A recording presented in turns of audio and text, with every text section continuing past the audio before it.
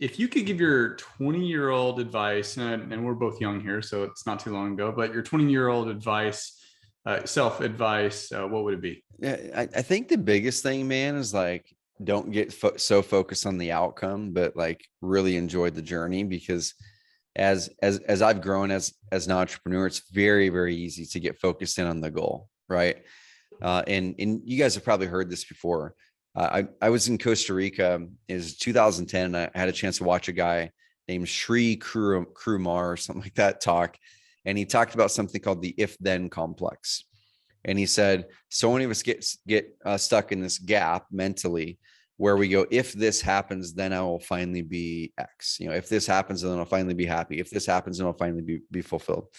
And I can tell you that anytime I've hit any of those financial goals, thinking that the clouds were going to part, the angels were going to sing at the $1 million mark, or, a year, or the $1 million a month mark, I've hit both. Life didn't change at all. Like, life did not change at all. And I didn't become magically happier because of that. And I think sometimes I've gotten stuck in the outcome and not enjoyed the journey as much. So enjoy the journey, and outcomes there for motivation, but not for validation. Yeah, it's funny that Mike Rowe comes to mind there. It's like, just learn to love the process. Dude. Yep. And Gary Vee talked a lot about that too. And then everything becomes a lot easier. Yep. What book or books have greatly influenced your life? At different phases of my life, I've had different books. So, as I've grown as an entrepreneur, you have to learn different things. In the early days, it was all marketing and psychology stuff, right? And then it was like branding and that kind of stuff. And now it's leadership stuff and team building. So, if I were to go all the way back, though, I had a chance to have this author, Bob Berg. He was on, and it was The Go-Giver. I absolutely love The Go-Giver book. It's simple. I think it should be like required reading for every human being or every kid in high school or college. And it's such a simple concept that changed my life early on, because I was so focused on getting mine. When I got out of college and I gave myself a year to become an entrepreneur, I was just trying to get mine. I was trying to like get enough money to pay my bills, not have to go get a job after that year. Where things changed is when I read that book, and I'm like, you know what? It's already not working trying to get mine. Like, I'm not making any money. What if I just go out there and just offer my services for free and just help other people and learn? And then maybe I'll make some money. Dude, as soon as I just became a go-giver, everything changed. I've heard that book a lot. I've yet to read it, but I think after this call, I'll put that on the Audible list. Yeah, it's simple. I'll give you one more too. I mean, there's a lot of them out there. This one's very tactical. I'm not going to say it's probably not as applicable to most people on here, but it was really impactful for me. But it's called The Great CEO Within. It's by a tech entrepreneur guy. It's not a popular book, but it's amazing. It's like so tactical. I mean, it's like literally 3 sentences of, you should do this in this situation. So The Great CEO Within. And then the third one, this one goes back to 2010 or 11 for me. And I had a chance to have Mike McAllowitz on our podcast a couple of times, The Pumpkin Plan. Yeah. And I think a lot of us can relate to this. You have multiple opportunities going on, multiple, pans in the fire. You think you're doing all these great things because you have all these awesome things going on. And in the end of the day, you're not doing any of them great. They're all mediocre. And that happened to me in 2011, 12, had way too many things going on. They were all mediocre. I was burnt out. And the Pumpkin Plan changed the way I looked at everything and helped me trim down to one thing. That one thing became Carrot. And still today, I just focus on one thing. I don't have multiple businesses that I'm actively working in or anything. I own other businesses, but I do nothing in them. Yeah. Pumpkin Plan's amazing. Yeah. And that author, he's got several great books. What new belief, behavior, or habit has most improved your life? Maybe you just answered that, but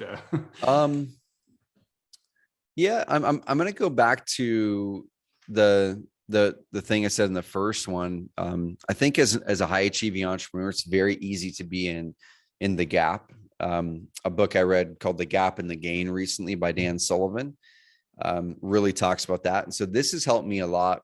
Anytime I feel like I'm in this weird, like, mental funk, anytime I feel like I'm driving to the office, it's a beautiful day and family's great. And I'm like, why do I feel like this? We have an amazing business. I'm making insane amounts of money. My family's healthy. why do I feel down and defeated right now? Because we missed a goal back here, right? And when I recognize that, I recognize I'm in the gap. And so the mindset is recognizing that when you're in the gap, and then how you change it is focusing on the gain. You say, okay, rather than me being in the gap, let me focus on how far have I come? How far have we come? Where was I a year ago? Where were we 5 years ago? Oh my God, I'm in like a dream situation right now. Why the heck am I? Right? Yeah, dude, why the heck am I feeling this way? So I'll pull from that daily. Like literally, that's a daily thing where I get in it. It could be a 5-minute moment, or it could be like an all day thing. Go, what the heck? Like, why am I feeling this? It's a manufactured fake feeling that it's a real feeling, but it's a fake thing that I created where I have this pressure to hit this goal. I made the darn goal up and the goal doesn't even matter, right? It's like gap in the game. Well, I think that's very insightful for people to hear you say that, because if anyone that has followed you, you're obviously very successful. You've got a great company, but they see you where you are now, not where you the journey you've been on. But you're like invincible now. Just like people would look at maybe an Elon Musk or a Grant Cardone or any of the great entrepreneurs or athletes or whatever their day, but they're all human. They just happen to be really, really good at their craft, but they all have normal human traits. They all have funks that they go through. Now, if they're celebrities, it may get broadcasted, but not everybody's like that. I never want to be like that. But in any case, we all have that thing. And so, because I relate to that, like, I get in that funk, and, I've having to go back in perspective and seeing like where I've come, where I'm going, and worst case scenario, it's like, man, there's like 1 billion people who don't even have running water in their house. That's the thing, man. Like what kind of what I've gotten, what I've gotten to, and I've learned this from people over the years, is as long as you're wanting to grow, right? As long as you're wanting to grow in whatever area, it could be financially, it could be fitness, it could be relationally, spiritually, and whatever it is. As long as you're wanting to grow, you are naturally creating a gap. You're saying, I am not where I want to be in this area of my life, right? And so we can immediately solve being, feeling down about ourselves if we just stop wanting to grow, right? It's like if we have no ambitions to grow financially, the gap is gone, right? All of a sudden, like peace comes to you. Everything is all right and everything is how it should be. If you don't want to improve your health, which everyone should, but then the gap is gone, right? I'm not saying that's, I'm not saying yang, right? It's the ambition with contentment. Exactly. And it's healthy to have both. That's the thing is I don't feel humans were put on earth to just be. I think we were here to create. We were here to create and connect with people and add value and not just subtract the value. So I think it's a healthy thing when we get in the gap. It's not a healthy thing to stay in the gap.